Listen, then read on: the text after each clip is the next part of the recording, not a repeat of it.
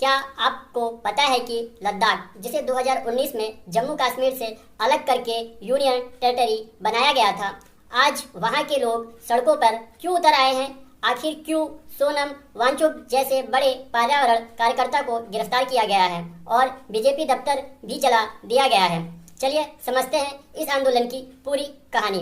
लद्दाख के लोग इन दिनों राज्य का दर्जा और संविधान की छठी अनुसूची जाति की मांग कर रहे हैं।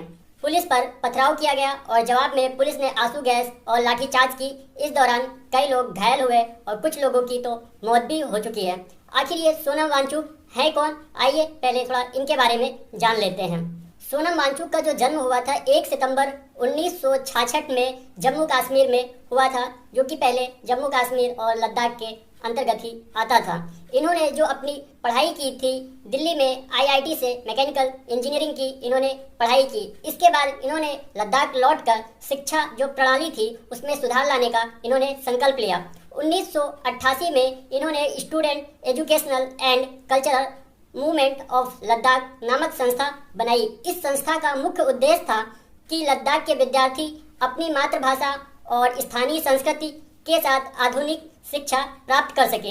इनका कैंपस पूरी तरीके से सौर ऊर्जा पर चलता है और इसे पर्यावरण अनुकूलन बनाया गया है। और साथ में ही आज हम जानने वाले हैं कि सोनम वांगचुक ने क्या क्या खोज की है। तो हम वन बाय वन करके जानते हैं इस वीडियो पे। इनकी जो पहली खोज है आइस स्तूपा। आइस स्तूपा क्या है, आइए इसके बारे में जान लेते हैं। इसमें सर्दियों के दौरान पानी को पाइप के जरिए ऊंचाई से गिराकर कृत्रिम बर्फ के स्पूत मतलब ग्लेशियर जैसे ढेरों में बनाए जाते हैं। गर्मी में ये धीरे धीरे पिघलते हैं और खेती बाड़ी तथा पीने के पानी की समस्या हल करते हैं। इस तकनीक को अंतर्राष्ट्रीय स्तर पर सराहा गया और इसे कई देशों ने अपनाना शुरू कर दिया। यह उनकी सबसे प्रसिद्ध खोज थी। साथ ही इन्होंने जो दूसरी रिसर्च की थी सौर ऊर्जा आधारित स्कूल और भवन। इनकी जो संस्था थी student of educational and cultural movement of Ladakh campus को पूरी तरीके से सोलर पावर से चलने वाला बनाया गया। यहाँ बिजली, हीटिंग और खाना पकाने के लिए सूर्य की ऊर्जा का उपयोग किया जाता है। इमारतें इस तरह डिजाइन की जाती हैं कि ठंडी लद्दाख की सर्दियों में भी बिना बिजली के गर्म रहते हैं। साथ ही इन्होंने जो अपना रिसर्च किया था शैक्षिक सुधार के लिए इन्होंने बहुत काम किया। आइए हम जान लेते हैं। लद्दाखी बच्चों के लिए इन्होंने स्थानीय भाषा और संस्कृति पर आधारित शिक्षा मॉडल बनाया। फेलियर प्रूफ शिक्षा प्रणाली विकसित की जिससे छात्र केवल रटने के बजाय प्रैक्टिकल करके सीखते हैं। यह वही विचारधारा है जिसमें 3 इडियट फिल्म के फुनसुक वांगडू के किरदार को प्रेरित किया गया था। इसी किरदार से प्रेरित होकर 3 इडियट मूवी बनाई गई थी। अब बात करते हैं इनके अगले आविष्कार के बारे में। इन्होंने कृत्रिम ग्लेशियर भी बनाया था। आइस स्तूपा के अलावा उन्होंने पारंपरिक तरीके से छोटे छोटे कृत्रिम ग्लेशियर बनाने की तकनीक को बेहतर बनाया। इसका उपयोग भी पानी की कमी को दूर करने के लिए किया जाता है। पर्यावरण की संरक्षण की तकनीकें भी इन्होंने इजाद की। लद्दाख में पेड़ पौधों को उगाने के लिए नई तकनीकें अपनाई गई। ऐसे ग्रीन हाउस बनाए गए जो -20 डिग्री सेल्सियस से भी कम तापमान में सब्जियां उगा सकें। जलवायु परिवर्तन से लड़ने के लिए स्थायी और जीवन शैली के मॉडल पेश किए गए।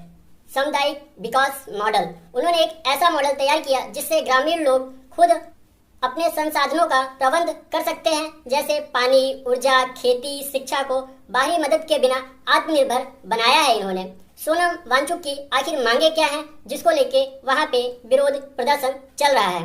लद्दाख को राज्य का दर्जा मिले, छठी अनुसूची लागू हो, स्थानीय युवाओं को नौकरी और आरक्षण मिले, लेह और कारगिल दोनों को बराबर प्रतिनिधित्व मिले, पर्यावरण और संस्कृति की सुरक्षा के लिए विशेष कानून बनाए जाएं। और इनके पीछे का कारण है लोकतांत्रिक अधिकार, पहचान की सुरक्षा, पर्यावरण की रक्षा और युवाओं का भविष्य।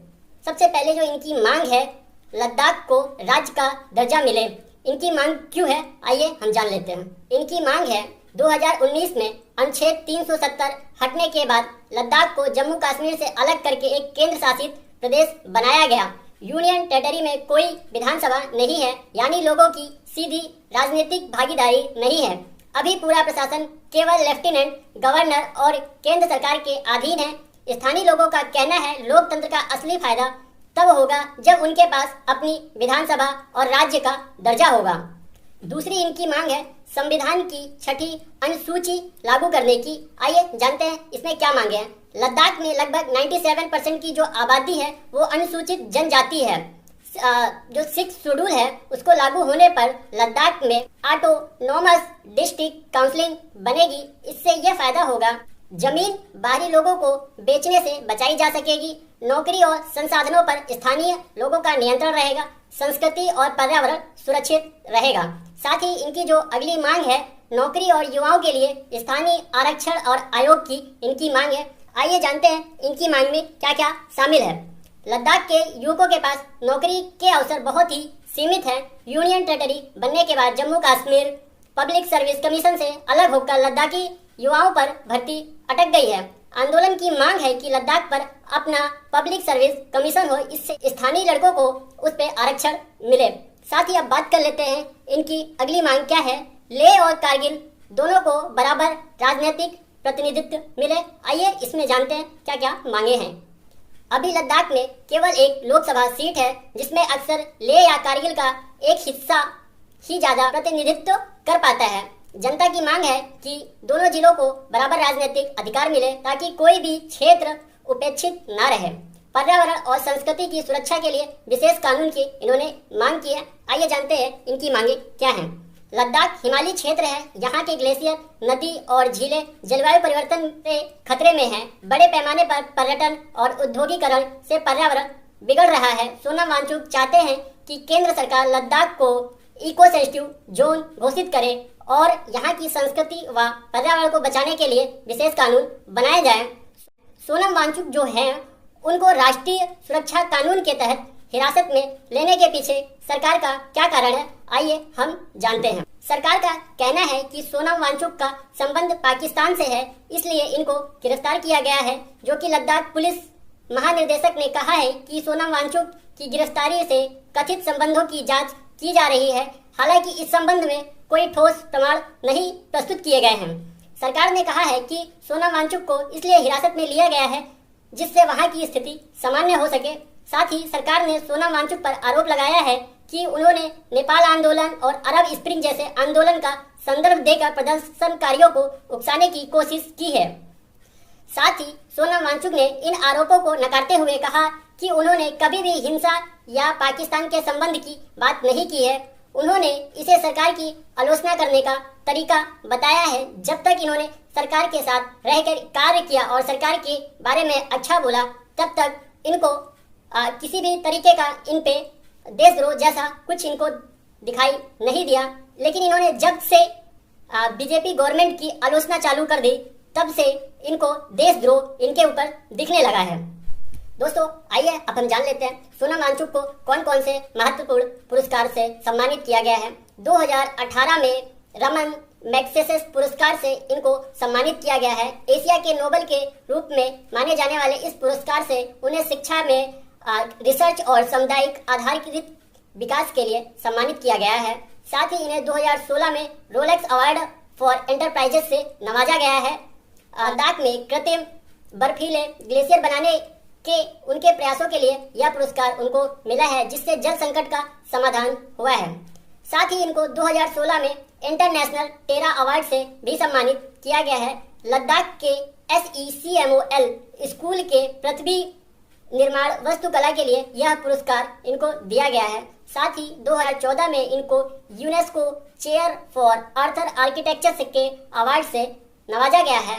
फ्रांस में कैराटेरर द्वारा यह सम्मान दिया गया है। 2008 में CNN-IBN रियल हीरोज अवार्ड से उनको सम्मानित किया गया है। शिक्षा और पर्यावरण में उनके योगदान के लिए यह सम्मान उनको दिया गया है। साथ ही 2014 में उनको ग्रीन टीचर अवार्ड से नवाजा गया है। एशिया द्वारा पर्यावरण, शिक्षा और उत्कृष्ट के लिए यह पुरस्कार उनको मिला है। 2002 में इनको अशोका फेलोशिप के अवार्ड से नवाजा गया है। ये इनोवेटर फॉर द पब्लिक के द्वारा सामाजिक कार्यों के लिए यह सम्मान उनको मिला है। 2001 में मैन ऑफ द ईयर का इनको अवार्ड दिया गया है।